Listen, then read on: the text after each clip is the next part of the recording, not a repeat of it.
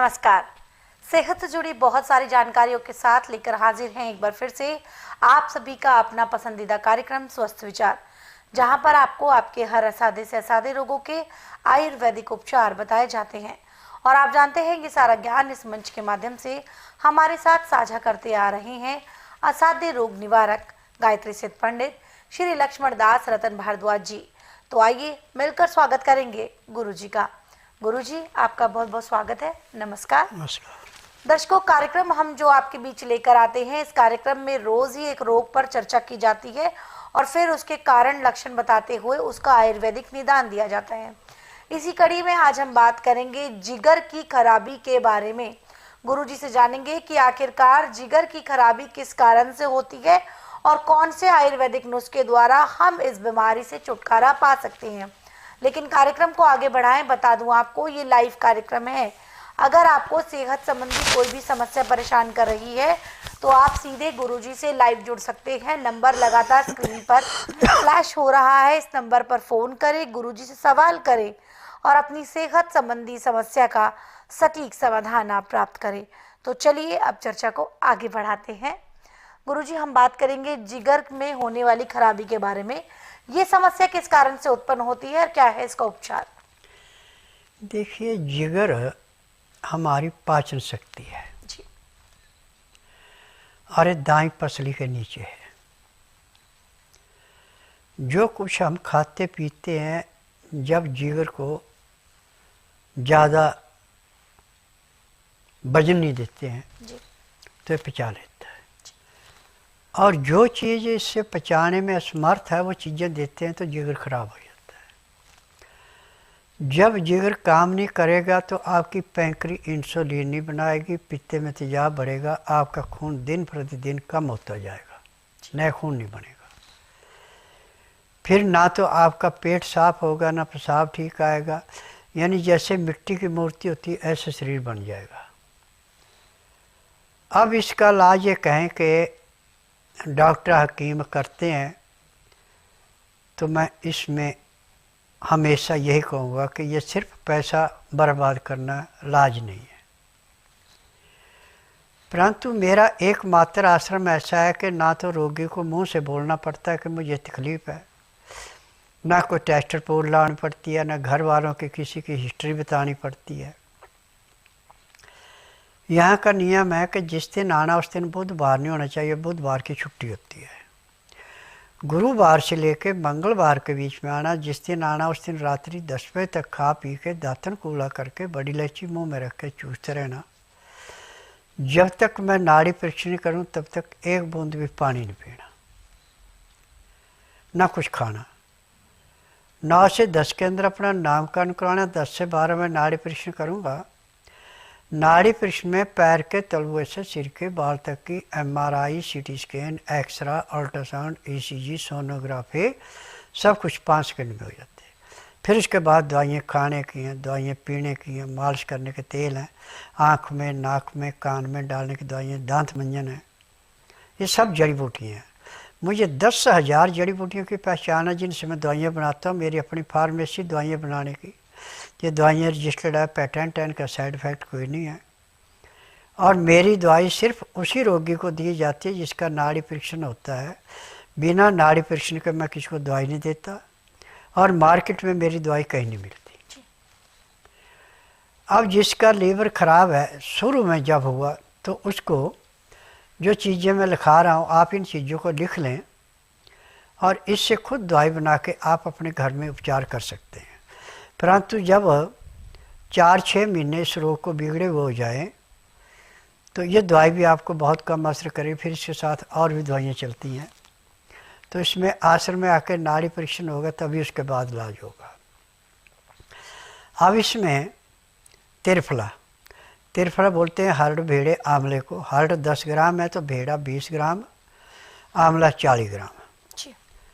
अब इसके बीच में सौंठ, काली मिर्च, दालचीनी, सफ़ेद जीरा, अजवाइन, मीठा सोडा, सिंधा और काला नमक और इसमें सेला मिश्री, ये सारी चीज़ें, हींग इसमें 5 ग्राम पड़ेगा। बाकी सब चीज़ें जो हैं आपकी 250-250 ग्राम होनी चाहिए। जब ये सारी चीज़ें 250-250 ग्राम आपने इकट्ठी कर ली हैं, कूट के पीस के पाउडर बना लिया, तो इसमें नींबू का रस और अदरक का रस आधा किलो निकाल करके इसके अंदर मिला दें। फिर इसको धीमी आंच पे गर्म करें। जब ये सूख जाए तो दोबारा इसका पीस के पाउडर बना लें। पाउडर बनाने के बाद इसको कांच की शीशी में रखना, प्लास्टिक में नहीं रखना। अब इसमें से एक चम्मच सुबह शाम नवाए पानी से लेते जाएं। जब इसको लेना है तो 2 घंटे तक कुछ नहीं खाना पीना, या खाना खाने के 2 घंटे बाद कुछ लें। तो ये आपके लीवर को ऐसे साफ करेगी जैसे मैले कुचैले कपड़े को गर्म पानी में सोडा डाल के उसका मैल निखार देते, कपड़ा बिल्कुल चमक जाता है। ऐसे आपका लीवर काम करेगा। पैंक्री इंसुलिन बनाएगी, पित्ते में तेजाब नॉर्मल होगा और आपका रोग समाप्त हो गया। और सारी उम्र नहीं दवाई खानी पड़ती। ये दवाई केवल उतने दिन खानी जितने दिन आपको रोग है। यानी 15 दिन में आपको 50 से 60% आराम मिलेगा। 1 महीने में रोग समाप्त हो गया। परंतु इसमें भी आपको एक काम करना पड़ेगा कि 3 दिन दवाई खाई, फिर 2 दिन का बीच में विश्राम किया, फिर 3 दिन, तीसरे दिन फिर 3 दिन दवाई खाई, फिर 2 दिन विश्राम किया। लगातार नहीं लेनी। अब आप देखें, जो 2 दिनों में जैसे आपका पहले पेट साफ होता था, ऐसा साफ होना शुरू हो गया, तो आपके लीवर ने पूरा काम करना शुरू कर दिया। और जब आपने गैप दिया, पेट पूरा साफ नहीं हुआ, आप दवाई लेते जाओ। जब तक आपका नॉर्मल पेट साफ होना नहीं हुआ बिना दवाई के, तब तक आपने इसको 3 दिन लिया, 2 दिन का गैप दिया, 3 दिन लिया, 2 दिन का गैप दिया। पानी जब भी पीना, हल्का गर्म पानी पीना, उसमें लहसुन प्याज अदरक का रस मिला के पीना। तो आपको ज़िंदगी में कभी किसी डॉक्टर हकीम के पास जाने की ज़रूरत नहीं पड़ेगी, ना कोई रोग होगा। आपका लीवर पूरा काम कर रहा है, पैंक्री इंसुलिन बना रही, पित्ते में तेजाब बराबर है, तो रोग ही कोई नहीं है जी। जब आपका लीवर पचाएगा नहीं, पैंक्री इंसुलिन बनाएगी नहीं, पित्ते में तेजाब बढ़ेगा, तो खाया पिया पेट में सड़ेगा। ये सड़ा हुआ गुर्दे पे ऐसे बैठेगा जैसे खड़े पानी पे काई जमती है। फिर आपका खून बढ़ना ही बंद हो गया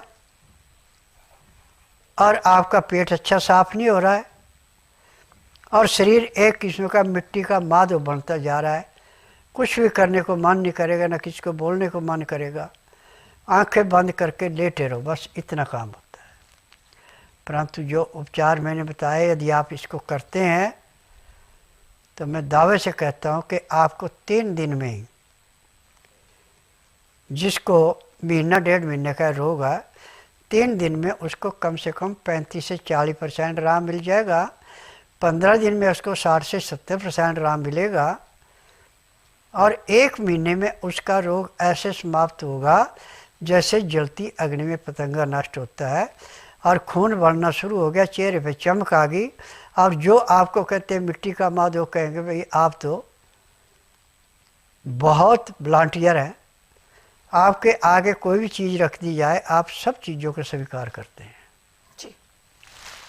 तो यहाँ पर गुरुजी ने हमें बताया कि आखिरकार जिगर की खराबी क्यों होती है और उसके लक्षण क्या होते हैं, ये बताया है, और साथ ही साथ आपको बताया है नुस्खा। लेकिन गुरुजी ने आपको ये भी बताया है कि अगर समस्या जो है आपकी 4-6 महीने से ज़्यादा की हो चुकी है और आपको बिल्कुल भी आराम नहीं है, कोई इम्प्रूवमेंट नहीं है अगर आपकी जो तकलीफ़ है उसमें, तो इससे अच्छा है कि आप गुरुजी के पास आकर नाड़ी परीक्षण करवा लीजिए, क्योंकि दर्शकों इनिशियल स्टेज में तो घरेलू नुस्खे आपके काम कर जाते हैं, लेकिन अगर आप जो है बहुत लंबे समय से किसी बीमारी को खींचते आ रहे हैं, आपको लग रहा है कि आप लगातार गुमराह हो रहे हैं, आपको बड़े से बड़े डॉक्टर से भी आपने इलाज करा लिया है, फिर भी आराम नहीं आ रहा है, तो आपको ज़रूरत है एक सही मार्गदर्शक की और एक सही इलाज की।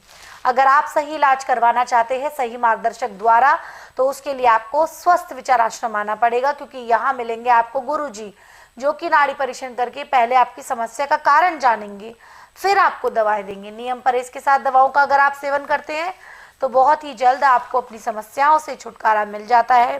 गुरुजी की घरेलू नुस्खों का खजाना पुस्तकें स्वस्थ विचार अगर आप ऑर्डर करना चाहते हैं, 10 पुस्तकों का ये सेट है।